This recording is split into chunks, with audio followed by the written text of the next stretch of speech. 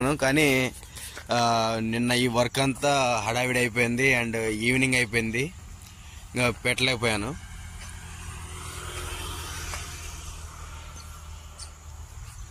ఇప్పుడు దాకా చూసిన వాళ్ళైతే థ్యాంక్ యూ అండి.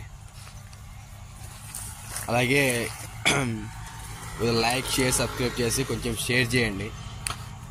ఇది వచ్చేసి దుర్గామాత టెంపుల్ వర్క్ అండి.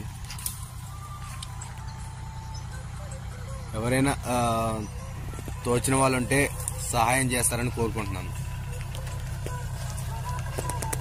అందరికీ ధన్యవాదాలండి. హాయ్ అండి అందరికీ, జై భవాని. మేము వచ్చేసి టెంపుల్ కట్టిస్తున్నామని చెప్పేసి లాస్ట్ వీడియోస్ లో పెట్టాను. ఈ టెంపుల్ దగ్గర కొన్ని నేను ఇంకాకలా కంచె వేయడానికి కారణం ఏందని చెప్దాం అనుకున్నాను. ఏమిటంటే ఇదిగో నా వెనకాల బోరింగ్ అనిపిస్తుంది కదండి. ఈ బోరింగ్ వైర్లు కూడా కట్ చేసుకొని పోయాడండి.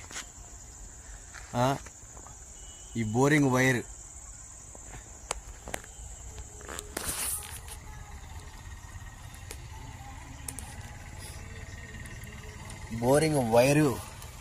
వైర్ కూడా కట్ చేసుకొని పోయాలి. ఏమని చెప్పాలి?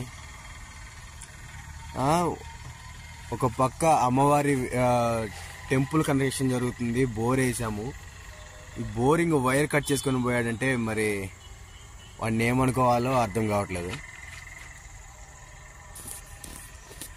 అంతా అమ్మవారి ఆమె మీద భారం వేసి మనం వెళ్ళిపోవడమేనండి.